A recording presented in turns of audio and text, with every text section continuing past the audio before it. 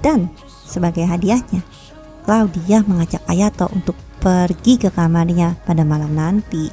Ayo, mau ngapain ini?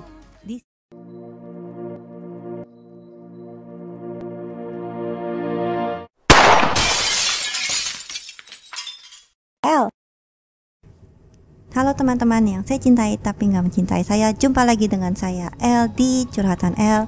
Teman-teman, setelah menunggu sekian lama, akhirnya El melanjutkan cerita anime Gakusen Toshi Asterik yang kemarin. Bagi yang belum nonton bisa pencet link di kanan atas ya. Hufeng menemui Fan Xinglo untuk mengajaknya ke pertemuan rutin Akademi Chielong. Xinglo sangat senang sekali melihat kemampuan Ayato dalam pertandingan fonik minggu lalu. Dan yang membuat Xinglo sangat penasaran yaitu gimana cara untuk memenangkan pertandingannya setelah kehabisan tenaga dari tempo hari, apalagi mereka harus berhadapan dengan kedua muridku.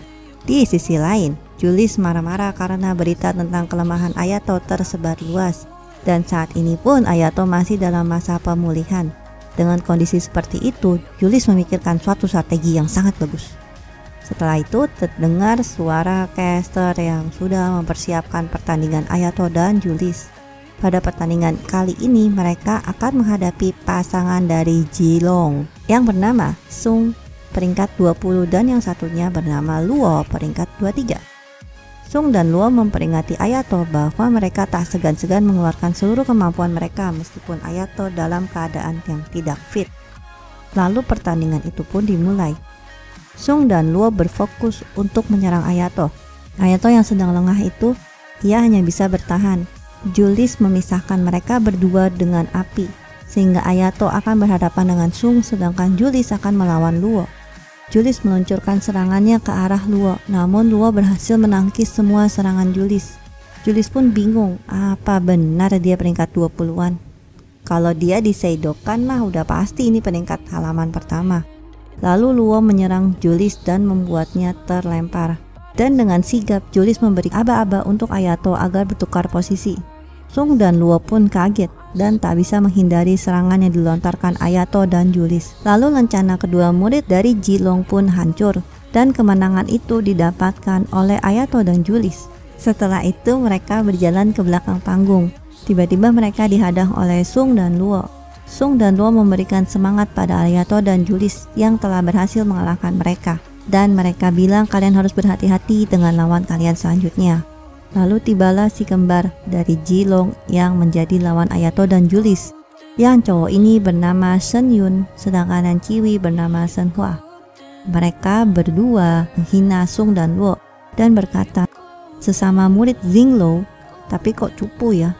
Lalu setelah itu Julius kedatangan tamu yang bernama Flora. Ia adalah pelayan istana tempat Julius tinggal. Julius pun berjanji kepada Flora untuk dapat memenangkan Phonic Fiesta kali ini dan menyelamatkan keuangan panti asuhan. Pada malam harinya, Ayato menghubungi Iren untuk menanyakan informasi tentang kakaknya kepada Dirk. Namun Iren bilang untuk berhati-hati dengan Dirk, karena yang bekerja untuk Dirk bukan hanya Iren. Tapi ada seseorang lagi yang bernama Eren Skigal. Ia adalah peringkat 1 di Lee Wolves. Pada keesokan harinya, Yabuki memberitahu kepada Ayato bahwa lawan yang akan kalian hadapi sangat jenius dalam bela diri. Mereka memanfaatkan kelemahan musuh untuk mencapai kemenangan. Lalu setelah itu Flora mengajak Ayato makan siang bersama Julius. Mereka sangat menikmati makan siangnya. Tiba-tiba Kashimaru, sekretaris Lee Wolves, datang dan mengundang Ayato untuk bertemu Dirk. Julius yang mendengarkan hal itu ia pun marah, kenapa cuma Ayato yang diundang ke kubu musuh pula. Lalu Dirk pun menghubungi Kashimaru dan bilang bahwa tak apa, mereka semua ke sini, dan mereka semua pun pergi ke limosin Dirk. Ayato menanyakan sesuatu kepada Dirk tentang Haruka. Dirk cuma bilang bahwa ia pernah melihatnya mengikuti Eclipse Fiesta. Lalu Julius pun terkejut dan ia menjelaskan bahwa Eclipse Fiesta adalah pertandingan ilegal dan tak ada peraturan sama sekali. Dirk pun bilang bahwa Haruka kalah di pertandingan tersebut. Lalu Dirk menanyakan pada Ayato, apa hubunganmu dengan Mesa? Namun Ayato tak dapat menjawabnya. Mesa adalah penyelenggara Phonic Fiesta. Keesokan harinya Ayato mengingat saat dulu ia sedang berlatih dengan Haruka. Julius memarahi Ayato karena melamun saat latihan. Lalu pada sore harinya Julius bertanya pada Ayato, kok masih kepikiran tentang kakakmu itu ya? Dan maksudnya kakakmu menyegel kekuatanmu lalu meninggalkanmu? Ayato membalasnya, ya mungkin benar Haruka meninggalkanku. Setelah itu Ayato berada di kamar dan tiba-tiba saya datang dan bernostalgia dengannya, di mana dulu Ayato dan saya telah berusaha mengalahkan Haruka. Namun Haruka memang sangat kuat dan saya pun bilang, tidak mungkin Haruka meninggalkanmu Ayato. Dia telah kalah saat mengikuti Eclipse Festa. Mungkin dia belum bisa menghubungimu saja, tapi nanti ia pasti memberi kabar kepadamu. Pada keesokan harinya, pertandingan Ayato dan Julius melawan Senyun dan Senhua pun dimulai. Ayato membuka segelnya dan menggunakan Serverestanya lagi. Senyun mengeluarkan asap yang sangat tebal sehingga menutupi seluruh stadion. Lalu setelah 1 menit berlalu pertandingan, asap itu menghilang. Senhua menggunakan teknik menghilang, sedangkan Senyun menggunakan teknik bayangan. Ayato mencoba menebas satu persatu bayangan Senyun, namun ia masih belum menemukan Senyun yang asli. Lalu Senyun menggunakan kertas peledaknya untuk menyerang Ayato. Pandangan Julius berfokus kepada Ayato. Lalu Senhua muncul di depan Julius dan berhasil menyerang Julius dengan kertas peledak. Setelah itu Ayato dan Julius mencoba menyerang Senyun, namun Senyun berhasil menghambat serangan Ayato dengan jebakan yang sudah ia pasang. Di sisi lain, Senhua menyerang Julius dengan sengatan listrik. Lalu Senhua mendorong Julius hingga terlempar ke ujung stadion. Ayato mulai mencari Senyun yang asli lagi, namun ia sudah kehabisan waktu. Dan tubuh Ayato pun tersegel kembali. Ia pun pingsan. Senyun mendekati Ayato, lalu Ayato melakukan surprise attack ke arah Senyun dan berhasil menghancurkan rencana milik Senyun. Ternyata Senyun yang rencananya berhasil dihancurkan Ayato hanyalah bayangan. Senyun pun muncul dan menertawai Ayato. Ternyata dari awal pun kelima Senyun itu adalah bayangan semua. Ayato meminta Julius untuk mengulur waktu dan Julius pun mulai berhadapan dengan si kembar itu. Julius mengeluarkan kekuatan apinya untuk membakar seluruh kertas peledak yang telah disebar oleh Senyun. Setelah itu Senyun mengeluarkan bongkahan ilusi es yang sangat banyak. Julius tak dapat menghindarinya. Ia pun terkena bongkahan es yang asli. Lalu Senhua menyerangnya dan membuat Julius terlempar. Di sisi lain, Ayato yang sedang mencoba meraih kunci dalam dirinya untuk membuka segel. Ia mengingat saat dulu Haruka mengajarkannya untuk berfokus pada gerak-gerik lawan dan kau akan bisa melihat segala yang tak terlihat. Julius mengeluarkan api yang sangat dahsyat dari stadion, namun dengan sigap Senyun mengeluarkan batu untuk melindungi mereka dari serangan Julius. Dan Senyun pun menyerang Julius dan berhasil mengikatnya dengan kertas peledak. Senyun terus melempari Julius dengan kertas peledak miliknya, sehingga membuat caster pun bingung. Bukannya tinggal dihancurin saja ya rencananya, kok malah diserang mulu. Julius sudah tak mampu menahan serangan yang dilontarkan oleh Senyun. Di sisi lain, setelah menunggu lumayan lama, akhirnya Ayato berhasil mencapai kuncinya dan membuka segel yang berada dalam dirinya. Ia pun sadar, lalu ia menyelamatkan Julius. Ayato mulai berfokus dan dengan begitu ia dapat melihat semua jebakan kertas peledak yang ditanam oleh Senyun. Senyun menyerang Ayato, namun itu tidak mempan. Bahkan semua serangan Senhua pun mudah sekali ditangkis oleh Ayato. Dan Senhua terkena jebakan sepupunya sendiri. Ayato pun dengan mudah menghancurkan rencana Senhua. Senyun mengeluarkan bola raksasa yang terbuat dari kumpulan kertas peledaknya. Dan bola itu pun mulai diluncurkan. Lalu Ayato memanjangkan Serverestanya dan dengan begitu ia dapat menebas semua bola itu. Senyun pun tak bisa berkata apa-apa dan Ayato berhasil memukulnya, sehingga membuat Senyun tak sadarkan diri. Ayato dan Julius pun menjadi pemenang di pertandingan kali ini. Setelah itu, Claudia memberi selamat pada Ayato dan Julius karena mereka telah berhasil mencapai semifinal, dan sebagai hadiahnya Claudia mengajak Ayato untuk pergi ke kamarnya pada malam nanti. Ayo mau ngapain ini? Di sisi lain, saya dan Karin bertemu dengan Camilla dan Ernesta. Camilla meminta maaf atas ucapannya yang telah menghina senjata buatan ayah saya tempo lalu. Setelah itu pertandingan antara ARD dan RMC melawan saya dan Kirin pun dimulai. ARD menyarankan kepada Kirin Sebaiknya yang melawanku itu saya saja, karena serangan pedang tak akan mempan menembusku. Namun Kirin bilang, sebaiknya dibuktikan saja. Kirin pun mencoba menyerang ARD, dan barir pelindung ARD pun berhasil menangkis semua serangan Kirin.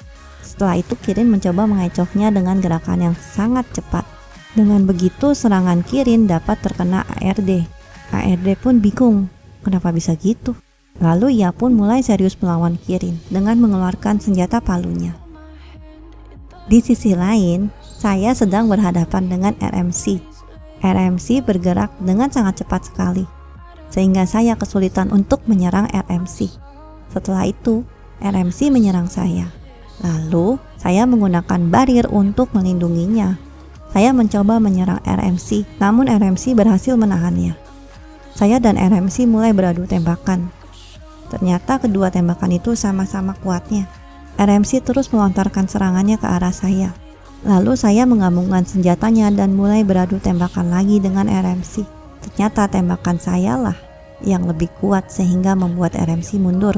Namun untunglah ARD dapat memberinya barir untuk melindungi RMC. Di sisi lain, Kirin yang sedang berhadapan dengan ARD, Kirin mengeluarkan seluruh kemampuan pedangnya. Namun ARD dengan mudah membaca seluruh gerak-gerik Kirin. Tetapi ketika ARD lengah, Kirin hampir saja mendapatkan lencana ARD. Namun ARD menghalau pedang Kirin dengan kepalanya sendiri. Setelah itu RMC dan ARD pun mulai bergabung menjadi satu. Wih, kayak Power Ranger. Saya meminta Kirin untuk mendistrak ARD dan RMC supaya saya dapat mendownload data kelemahan robot itu. Tetapi sepertinya Kirin tak mampu menahan serangan robot itu. Saya menghampiri Kirin dan mencoba melindunginya. ARD dan RMC mengeluarkan tembakan yang sangat hebat. Saya mencoba menghalaunya dengan tembakannya, namun tembakan saya tak mampu menahannya. Bahkan robot yang saya pakai pun telah kehabisan energi. Lalu saya hanya bisa menggunakan launcher miliknya, dan mereka berdua pun kalah dari ARD dan RMC. Seusai pertandingan, Ayato dan Julius menemui saya dan Kirin. Mereka meminta Ayato dan Julius untuk berhati-hati dengan robot itu di final nanti. Claudia memberi semangat pada saya dan Kirin. Meski kalah, pencapaian di semifinal itu sudah sangat bagus kok untuk Seidokan. Tiba-tiba Julius mendapatkan panggilan dari penculik yang telah menyandra Flora. Penculik itu meminta untuk Ayato agar melakukan pembekuan pada pedangnya Cerberesta bila ingin Flora selamat. Lalu Claudia mempunyai rencana. Ayato tetap melakukan prosedur pembekuan Cerberesta. Namun Claudia akan menghambat untuk tidak meng-ACC pembekuan tersebut. Sementara itu saya dan Kirin dapat menyelamatkan Flora. Di sisi lain, Ernesta mendapatkan panggilan dari Dick untuk bergabung dengannya. Ayato dan Julius akan menghadapi murid dari Galakworth yang berambut kuning ini bernama Elliot. Sedangkan yang satunya adalah seorang veteran yang bernama Dorotheo. Meski Ayato tak dapat menggunakan Cerberesta miliknya, tapi ia sangat percaya diri dapat mengalahkan mereka. Julius menyerang Dorotheo dengan kekuatan apinya. Namun Dorotheo tiba-tiba memakai baju jirah yang bisa melindungi dirinya dari serangan Julius barusan. Bahkan Dorotheo pun menunggangi kuda besi yang sangat kuat. Sementara itu, Ayato dan Elliot sedang mengadu pedang. Meski kemampuan berpedang Elliot sangat hebat, namun Ayato dapat mencari celah untuk langsung menyerang lencana milik Elliot, dan Elliot pun dapat dikalahkan. Di sisi lain, Julius meluncurkan tombak api ke arah Dorotheo. Namun sepertinya Dorotheo dapat menahan serangan itu.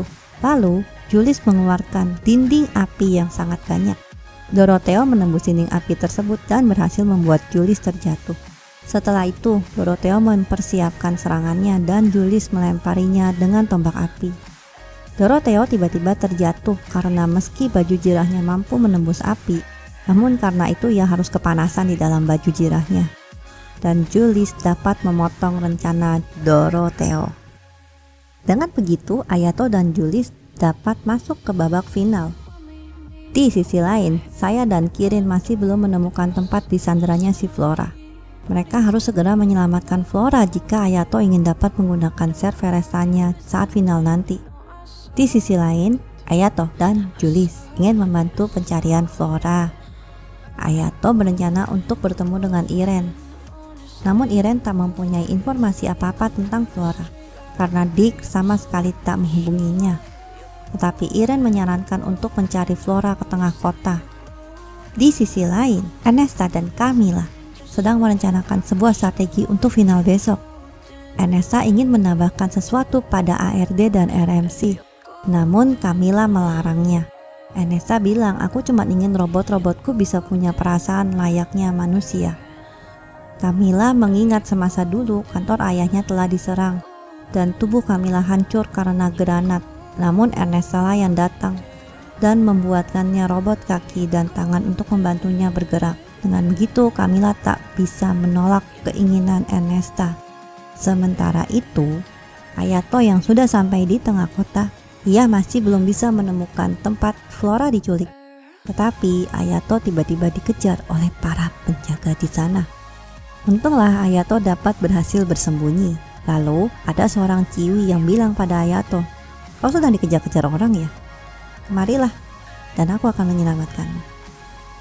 Cie, siapa tuh ciwinya?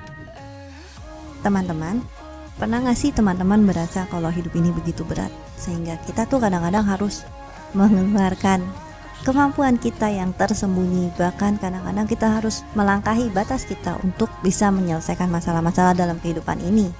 Bagi teman-teman yang saat ini sedang terbeban berat dan mempunyai masalah, teman-teman boleh langsung share di kolom komen ya. Marilah kita bersama-sama saling mendukung teman-teman untuk bisa melewati masa-masa sulit dalam hidup kita, terutama dalam menghadapi pandemi ini. Teman-teman, apabila teman-teman menyukai anime ini, jangan lupa tekan tombol like-nya ya teman-teman, dan El akan melanjutkan anime ini ke part selanjutnya. Untuk teman-teman yang belum subscribe, silahkan tekan tombol subscribe dan loncengnya. Terima kasih teman-teman, see you.